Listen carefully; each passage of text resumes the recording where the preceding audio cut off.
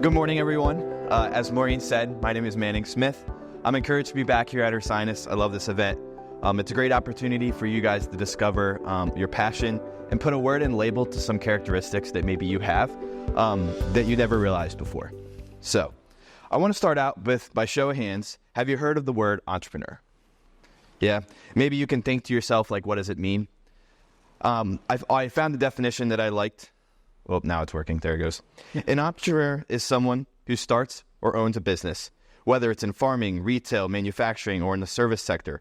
Entrepreneurs are business people who find their success by taking risks. In their pursuits, they often become disruptors in established industries. So I want you to think about some questions here. Maybe, are you someone who likes to challenge the system? Maybe push things to their limits, find ways to get an edge, maybe break and then fix things? Maybe start something new, or look to find the outcome of certain situations, or maybe think big picture. These are just some things to maybe get the mind rolling. These are all examples of an entrepreneur. Now you might be thinking to yourself, I'm sitting here describing me, but that's not something that describes me. So I am confident by the end of my talk that you will be encouraged to think. And that's the real mentality of an entrepreneur, to think and take a chance.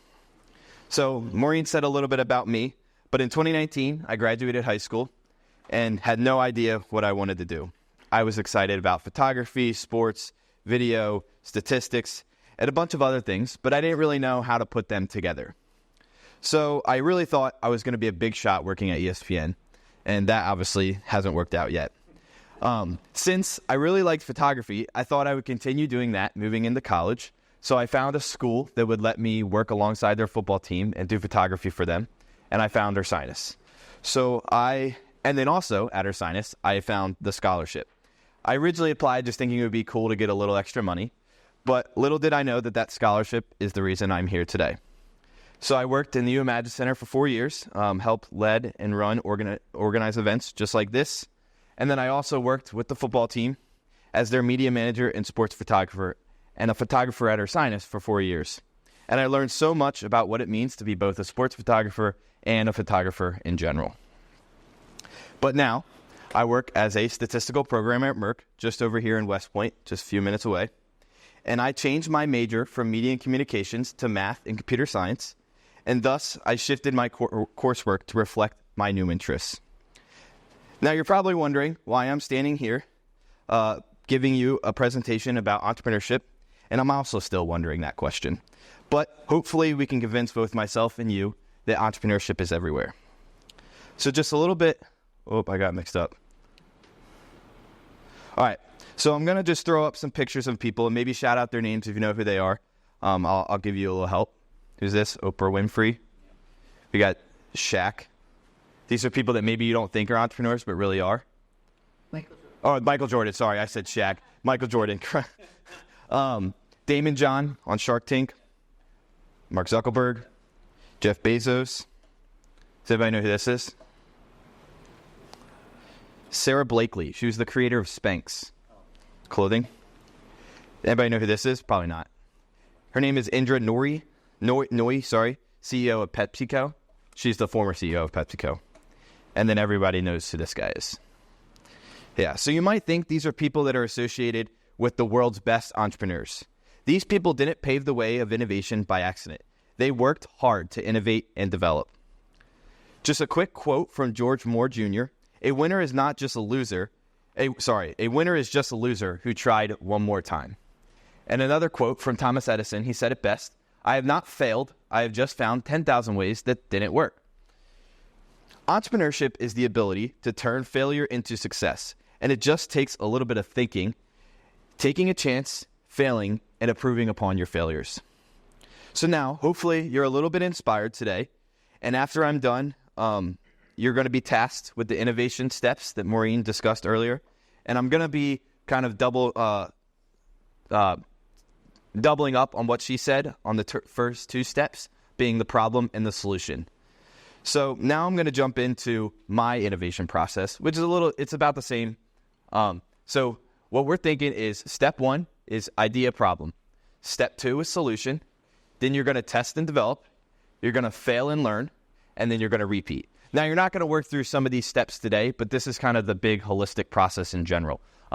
Obviously, these steps take a lot of time. It takes many years for you to test a product, to develop, to fail, to learn, and then to repeat. But these are kind of the overarching process that we're going to work through.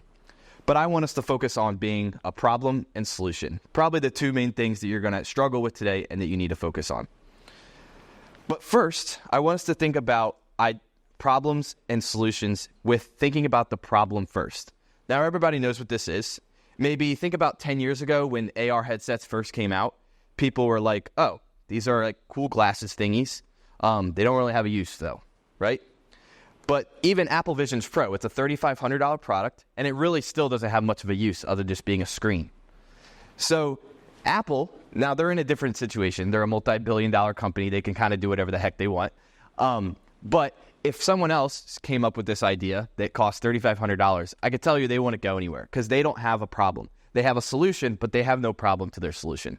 So I just want you to think about, you need to really think about the problem first, because if you come up with a cool solution with no problem, it's not going to go anywhere.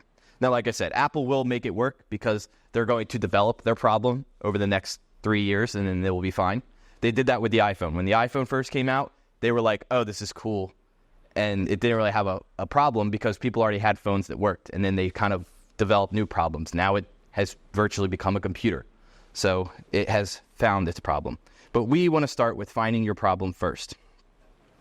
So moving on, I just wanted to thank John. I took a few points from John. He's an Ursinus alumni. This is pictured here with Maureen. This was a few years ago. But I want to start with the same old question that everyone asks you all the time, Thanksgiving dinner, Christmas dinner. What are you going to do with your life, right? And the reality is you never really know the answer to that question. What it means to, and if you do know the answer to that question, it means you probably really worked hard to make it happen, right? So you're probably sitting here today in two different buckets. I'm going to offer up these buckets. Oh, there's a cool picture. I'm going to offer up these buckets. You might be sitting here thinking you have an idea, but you have no idea where to start or how to do it. And the other bucket is you have no idea, and you have no idea where to start. So I'm going to focus on the second bucket because we can work with this, but I'm going to focus on the second bucket to help us figure out our ideas. So I'm going to work us through some steps here and then give some different information to support these ideas. So first, when we're thinking about our problem, we got to start with the problem. Like I said, when we're thinking about our problem, these are some ways to help get the mind rolling. So first, think about your interests. Maybe list some activities, some topics that you're passionate about. Consider what you'll do in your free time. And then you can assess your skills. What skills do you have? What unique abilities that can you leverage to solve problems? And then determine your value and your motivation factors. Maybe list some activities, some passionate, and reflect on these core values. And then we'll move into exploring problems and opportunities. Think about frustrations or inefficiencies that you encounter in your everyday life. Consider how solving these problems can improve your life and the lives of others. And then talk to other people, collaboration, broaden your perspective, engage with people, learn their struggles and their problems. And then you can research the market, look for gaps in the market where there's a crucial need that you can innovate in. And then we'll move into brainstorm and ideation. I love this term called brain dumping, where you just throw everything out on the page, even small, even little, and you just brain dump. And then once you dump, you can combine and refine. I like that. You combine, refine. Kind of like the triangle with the blue sky and the space, blue sky, and ground. You just dump everything out there, even if it's too blue sky or spaced, and then you can combine things together and you get something more grounded, or in our terms, we want something actually more blue sky. And then you can evaluate the feasibility, the impact of these ideas. And then you'll move on to validating the ideas. You'll seek feedback. You'll make sure that it's actually needed because, like I said, you could come up with a great solution or a great problem, but it's only a problem maybe for you and not like a million people.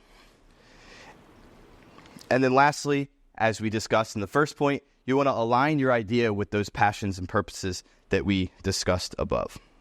Figure out what excites you, what you can consider doing long term. These are just some ways that you can get the ball rolling to thinking about the problem. Now I'm going to jump into the solution. Now I'm going to go through some of the similar steps that I just discussed for the problem with the solution, but I'll give a little bit different detail because you're tailoring it towards a solution. You need to first, once you pick your problem, you need to then find and brainstorm your solutions. But before you do that, you need to understand your problem in depthly. You need to research your problem. You need to learn from firsthand experience and gain the insights, maybe doing surveys or observations. And then you can define clear goals and objectives, specify your solution and what it needs to outline clear and measurable objectives, establish benchmarks for success in the solution. And then you can move on to ideation, concept, and development. Brainstorming sessions to generate solutions to the problems, assess the feasibility, the scalability, and the impact of your solution. And then, as Maureen said that you'll do today, you're going to create a prototype. You need to create something tangible, something physical. Now, if your project is a rocket ship, maybe it's a 3D scalable model of your rocket ship. If your project's a website, then maybe having like a graphic of what your homepage would look like. It could be anything just to relate a physical, tangible item of what your product is. And then last, you need to test and gather feedback. Like I said, collaboration. This is going to be a process throughout the entire innovation process. You can't do anything without talking and gathering feedback and then improving on what you hear. And also, don't forget to fail. It's not about that you have to fail, but you're going to fail. And so the real problem is, or the real point is that you need to recover when you do fail. Refine and improve. Just like when you're building Legos and you break something, you need to build it back up. You need to make the necessary adjustments to your solution in order to continue to enhance your prototype and continue making new developments. And then lastly, you need to be the most valuable player. Actually, sorry, wrong acronym. You need to be the minimum viable product. You need to develop something and create a solution that includes the core features, the necessary to solving the problem. And then you need to launch your MVP. And this is what you're going to be working with today. You might come up with a solution to a problem, but it might have like 5 different components to it. You really need to focus on that minimum viable product, and then we need to run with it today. And that's what you need to become rich and famous. But we'll get there. Nice and slow process. But I want to leave you with just a few key takeaways. And thank you for giving me the time. And I know I repeated some things, but I really hope that you can develop your problems today and then really get those solutions and then present to us. The path of entrepreneurship is filled with many challenges, and persistence and resilience are key. Now keep your eyes on the goal, and when it gets tough, you just got to keep going. So here are just some few last points that I want you to think about. You need to embrace your curiosity and passion. Your unique ideas and interests and passions are powerful drivers. Embrace them. Curiosity will keep you asking the right questions. Passion will keep you motivated to find the answers. And then taking risks.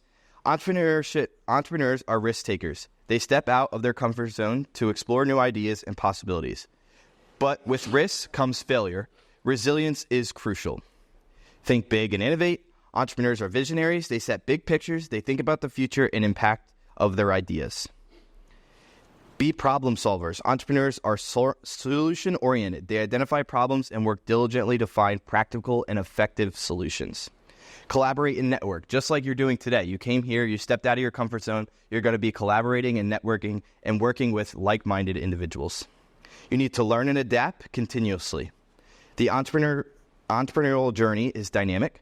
You need to stay adaptable and open to learning. The more you learn, the better equipped you'll be to navigate different challenges and seize opportunities. And then lastly, you need to maintain a strong work ethic. Work hard, be dedicated, that is the backbone of an entrepreneur. Be prepared to put in the effort and stay disciplined, and be committed to your goals. Lastly, these are all characteristics that will not only help you today, but they'll help you your entire life. So I would not be here today without taking advantage of some of these entrepreneurial characteristics. And now circling back to why I'm here to speak today, I think the answer is it doesn't take someone special to highlight the importance of being an entrepreneur. It only takes someone that is passionate about innovation and working towards creating solutions that are better for the world and everyone else. Thank you again for being here today, and I wish you the best of luck in your entrepreneurship endeavors, and I look forward to seeing the amazing problems and solutions that you come up with. And remember, the future is yours to create. Go out there, take risks, innovate, and most importantly, have fun. Thank you. Check out some of the other content on our YouTube channel by clicking the videos on your screen now. Thank you for taking the time to learn more about what our center has to offer.